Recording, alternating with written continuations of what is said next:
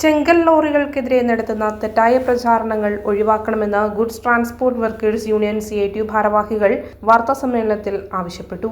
കഴിഞ്ഞ ദിവസം ഇരിക്കൂർ സിദ്ദിഖ് നഗറിൽ ടിപ്പർ ലോറി ബൈക്കിലിടിച്ച് യുവാവ് മരണപ്പെട്ട സംഭവത്തിൽ പല മാധ്യമങ്ങളിലും വാർത്ത വന്നത് ചെങ്കൽ ലോറിയും ബൈക്കുമാണ് കൂട്ടിയിടിച്ചതെന്നാണ്. മുമ്പും സമാന രീതിയിൽ ചെങ്കൽ ലോറികൾക്കെതിരെ തെറ്റായ വാർത്തകൾ പ്രചരിച്ചിരുന്നതായും ഇത് ചെങ്കൽ ലോറി ഡ്രൈവർമാർക്ക് വലിയ മാനസിക പ്രയാസം ഉണ്ടാക്കുന്നുവെന്നും തെറ്റായ പ്രചാരണങ്ങൾ അവസാനിപ്പിക്കണമെന്നും യൂണിയൻ ഭാരവാഹികൾ ആവശ്യപ്പെട്ടു.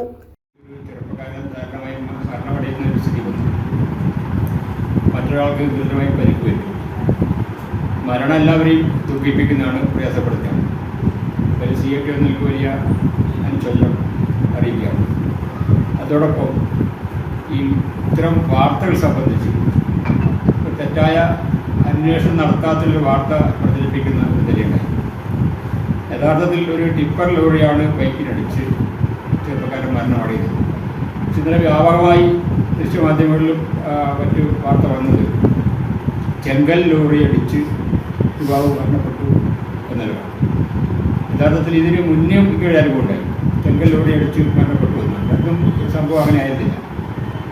പൊതുവെ ഇത്തരം അന്വേഷണം നടത്താത്തുള്ളൊരു വാർത്ത പ്രചരിപ്പിക്കുന്നതിൻ്റെ ഭാഗമായിട്ട് ചെങ്കൽ ലോറി ഡ്രൈവർമാർ സമൂഹത്തിലൊരു വില്ലന്മാരായി മാറുന്നത് തന്നെയാണ്. അതുകൊണ്ട് വസ്തുതാപരമായി വാർത്ത ശേഖരിച്ച് പ്രചരിപ്പിക്കുന്നതിൽ എല്ലാവരും ശ്രദ്ധിക്കണം. ഇത് ചെങ്കൽ ലോറി പ്രവർത്തകന്മാർക്ക് വലിയ മാനസിക പ്രയാസം ഉണ്ടാക്കുന്നുണ്ട്. അതുകൊണ്ട് വസ്തുതാപരമായി വാർത്ത പ്രചരിപ്പിക്കണം എന്നുകൂടി. CITU area secretary KK Kunhikannan, union area secretary Rajesh Poovathur, CITU area president M Rajan എന്നിവർ വാർത്താസമ്മേളനത്തിൽ പങ്കെടുത്തു.